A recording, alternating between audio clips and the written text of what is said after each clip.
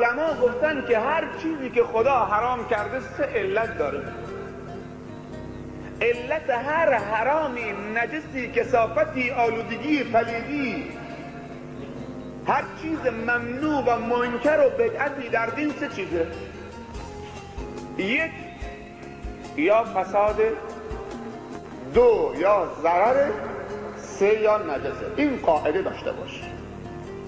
علما میگن هر چیزی که در دین خدا و نظام خدا و کتاب خدا و سنت رسول خدا صلی الله علیه وسلم به عنوان حرام، یعنی ممنوع بهش نزدیک بشی، خالی از 3 علت نیست. حالا اون چیز حرام یا هر 3 تا با هم داره، بعضی حرام ها، بعضم یکی از این 3 تا داره. حالا گوش بده. وقتی یا نجسه یا ضرره یا فساده، چطوری انسان آروم میگیره؟ تو قبول میکنی من 1 کیلو بلا نسبت فضلات تو کوچه بیارم بریزم رو سر و کلت؟ نجسه دیگه. تو قبول میکنی من 1 پارچ خون بیارم بریزم رو لباست، رو سرت، رو ریشت، رو صورتت؟ اما اگه 1 پارچ گلاب بیارم چی؟ شیخ بیشتر بریز.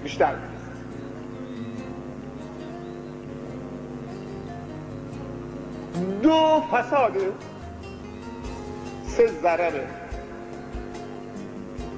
چه چیزی، چه حرامی هم فساد داره، هم نجسه، هم ضرر داره؟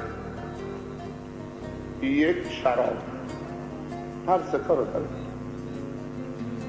ام الخبائث معرفی شده.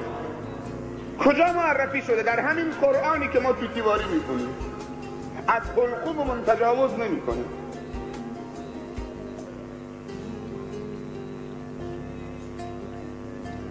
انما الخمر والمیسر والانصاب والازلام رجس من عمل الشیطان فاجتنبوه. رجس یعنی رکس و رکس یعنی آلودگی.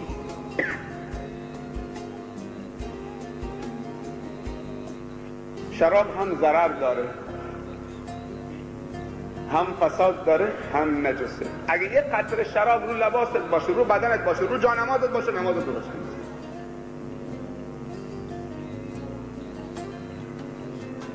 اگر شراب بخوری چی میشه؟ وای، ببینید چه فسادی به بار میاره. علما گفتن هر کسی شراب خورد، لحظه اول که شراب خورد تبدیل به روباه مکار میشه، خصلتش به روباه میشه. بعد از مدتی که خوب تو رگهاش مثل خون خوب اونو خمار کرد، تبدیل به گرگ بیره میشه.